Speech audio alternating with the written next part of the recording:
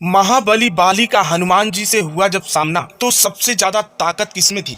क्या आपको पता है? दोस्तों, बाली को इस बात का घमंड था कि उसे विश्व में कोई हरा नहीं सकता। एक दिन की बात है, राम भक्त हनुमान वन में तपस्या कर रहे थे। उस दौरान अपनी ताकत के नशे में चूर बाली चिल्लाने लगा कि कौन है जो मुझे हरा सकता है?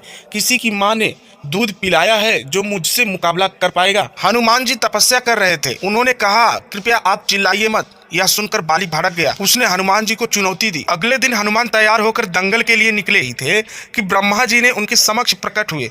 उन्होंने हनुमान को समझाने की कोशिश की कि वे बाली की चुनौती स्वीकार ना करें। हनुमान जी ने कहा कि अगर मैं आज इसकी चुनौती अस्वीकार कर दूंगा तो दुनिया क्या समझेगी? यह सुनकर ब्रह्मा जी ने कहा, ठीक है, आप दंगल के लिए जाओ, लेकिन अपनी शक्ति का 10वां हिस्सा ही लेकर जाओ। शेष अपने आराध्य के चरणों में समर्पित कर दो। दंगल के मैदान में हनुमान जी ने जैसे ही बाली के सामने अपना कदम रखा, ब्रह्मा जी के वरदान के अनुसार हनुमान जी की शक्ति का आधा हिस्सा बाली के शरीर में समाने लगा। इससे बाली के शरीर में उसे अपार शक्ति का एहसास होने लगा। उसे लगा जैसे ताकत का कोई समंदर शरीर में हिलोरे ले रहा हो। चंद पलों के बाद बाली को मानो ऐसा लगने लगा कि उसके शरीर की नसें फटने वाली हैं। तभी अचानक ही वहां ब्रह्मा जी प्रकट हुए और उन्होंने बाली से कहा कि खुद को जिंदा रखना चाहते हो तो तुरंत ही हनुमान से कोसों दूर भाग जाओ, अन्यथा तुम्हारा शरीर फट जाएगा। बाली को कुछ समझ में नहीं आया, लेकिन वह ब्रह्मा जी को यूं ही प्रकट देखकर समझ गए कि कुछ गड़बड़ है और वह वहां से तुरंत ही भाग खड़े हुए। बहुत दूर जाने के बाद उसे राहत मिली, शरीर में हल्कापन लगने लगा।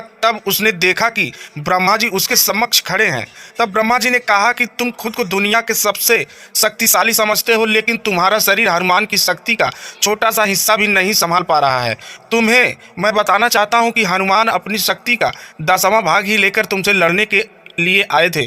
सोचो, यदि संपूर्ण भाग लेकर आते तो क्या होता? बाली यह जानकर समझ गया कि मैंने बहुत बड़ी भूल की थी। बाद में बाली ने हनुमान जी को दंडवत प्रणाम किया और बोला, अथाह बल होते हुए भी हनुमान जी शांत रहते हैं और राम भजन गाते रहते हैं, और एक मैं हूं जो उनके एक बाल के बराबर भी नहीं हूं। दोस्तों, ये छोटी सी कहानी कैसी आपको लगी?